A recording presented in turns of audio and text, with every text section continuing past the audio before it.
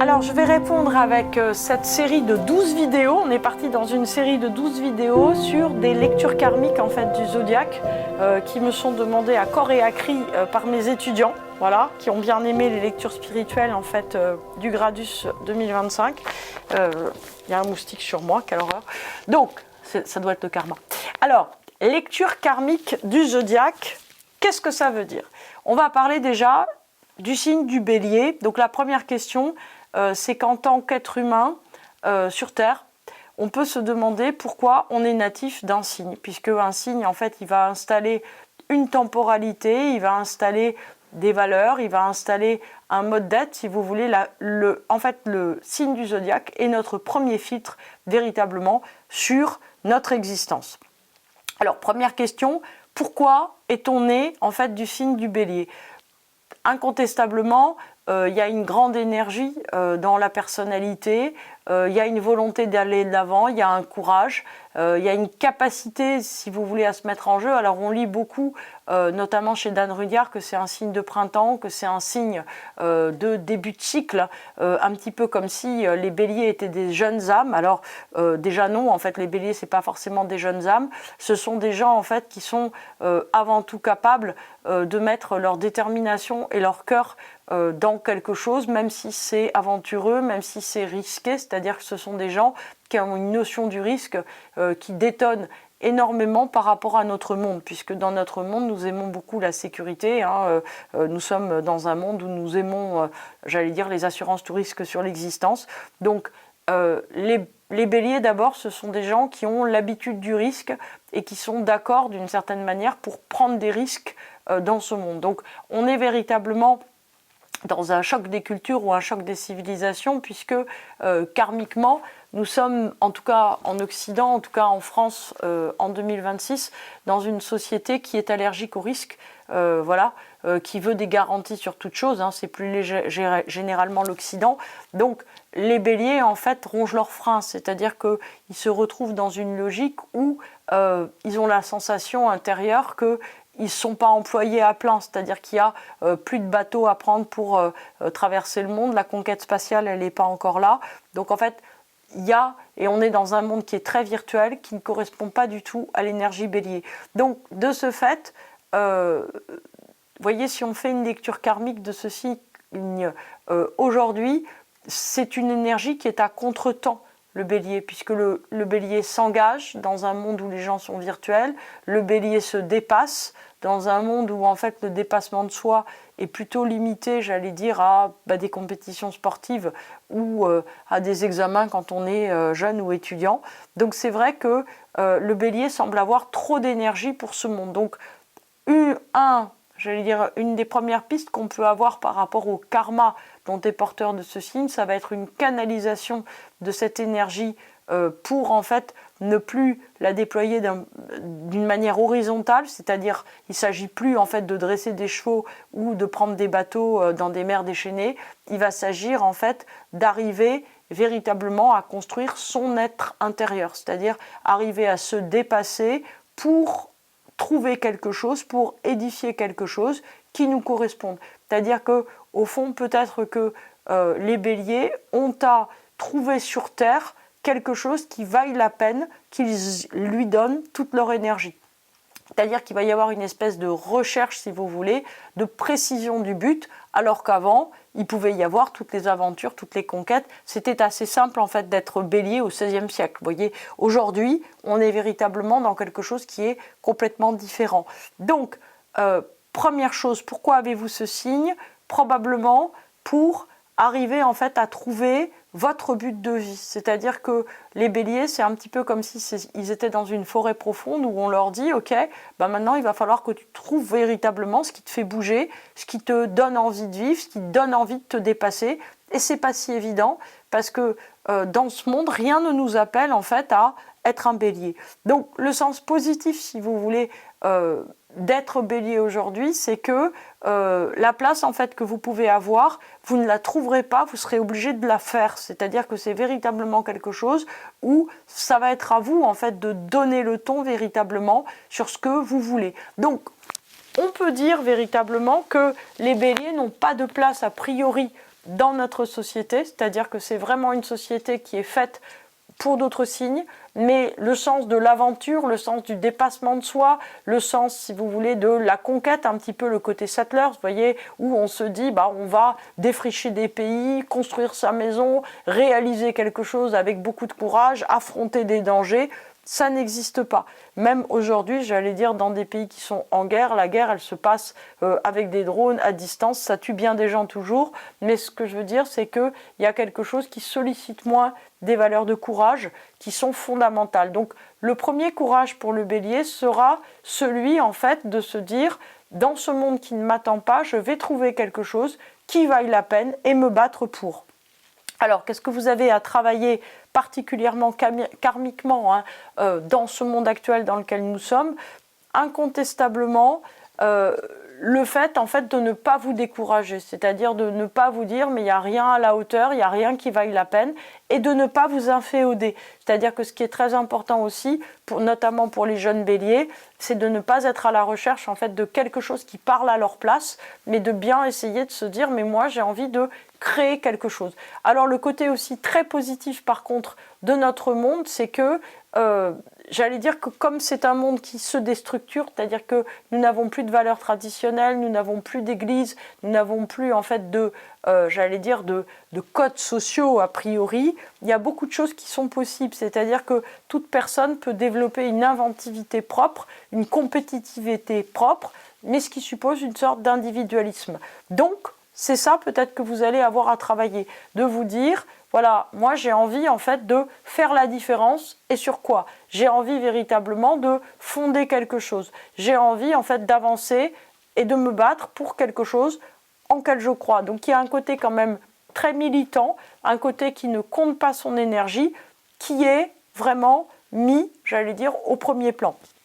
Alors, 2026, puisque nous sommes en 2026, mais ça va valoir, j'allais dire, pour la dizaine d'années à venir, a vu en fait changer récemment, ou en 2026, récemment pour Pluton en Verseau, mais les deux autres planètes transpersonnelles, Neptune qui est rentré en Bélier et Uranus qui est rentré en Gémeaux.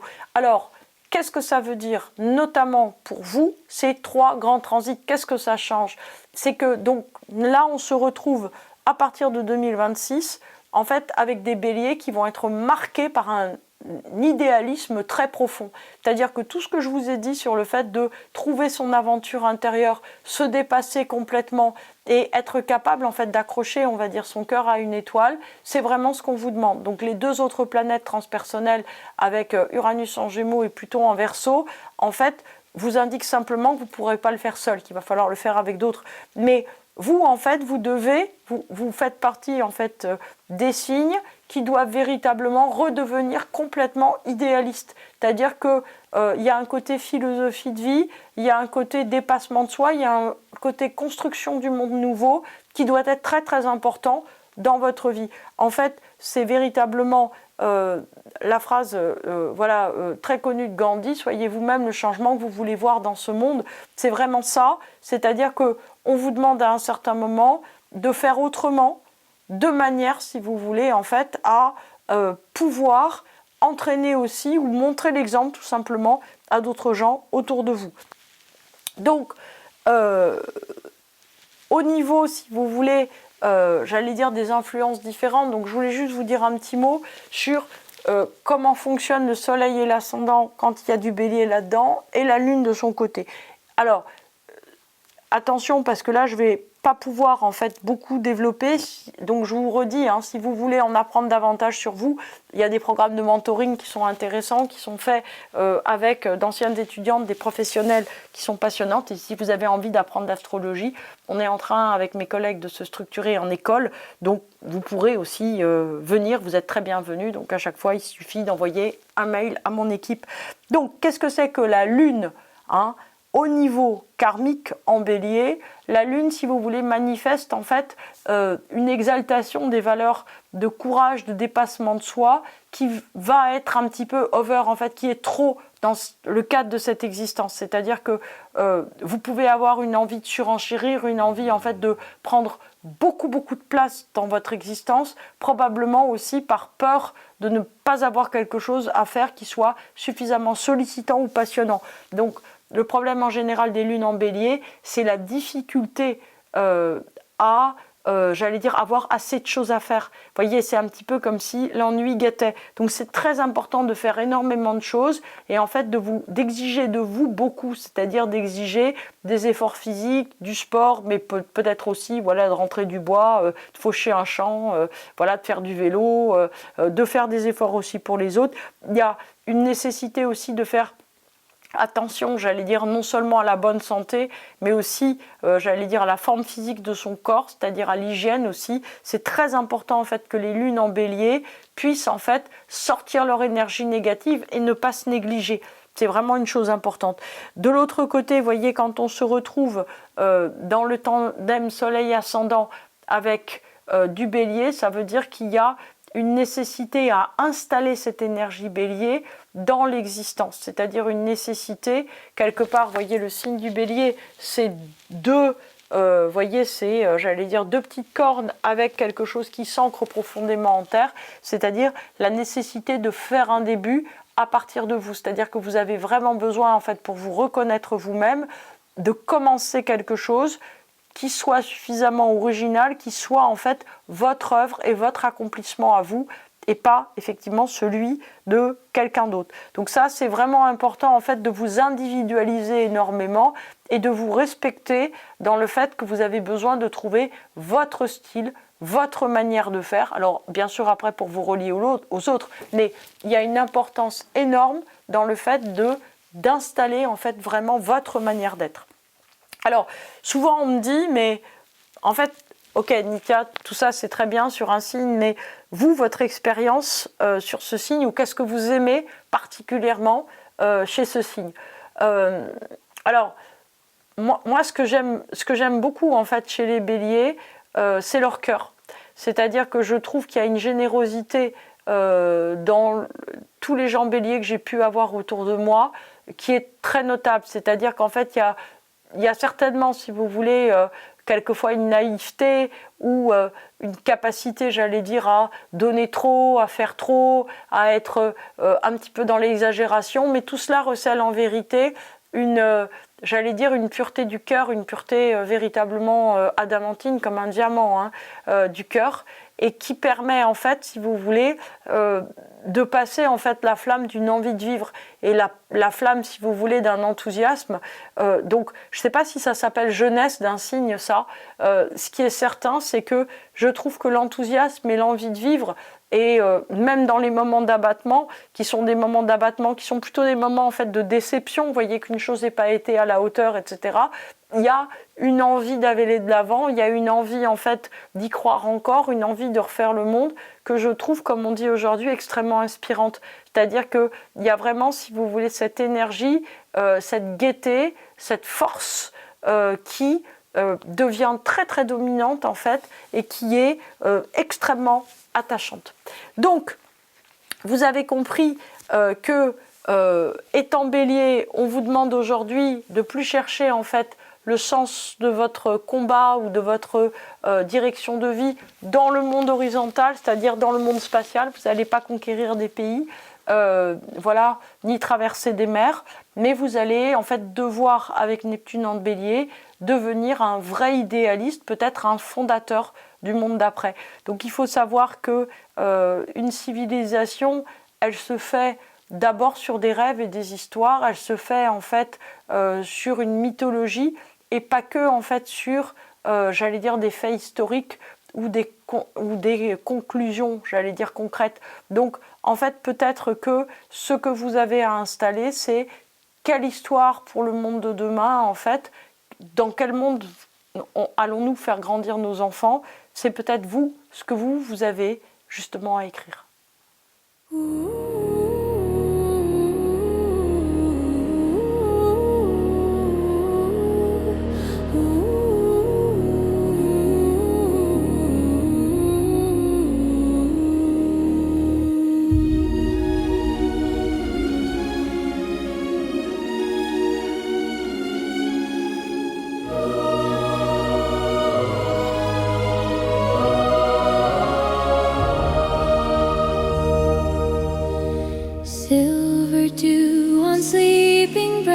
branches, moss of steps, we leave no scar.